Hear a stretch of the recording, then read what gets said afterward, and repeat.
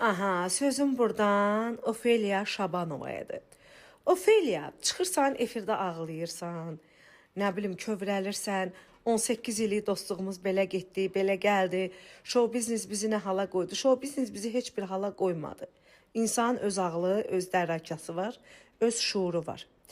Sən sadəcə son zamanlarda çox ilişdin mənə, Çiniçaydan mahnıma ilişdin,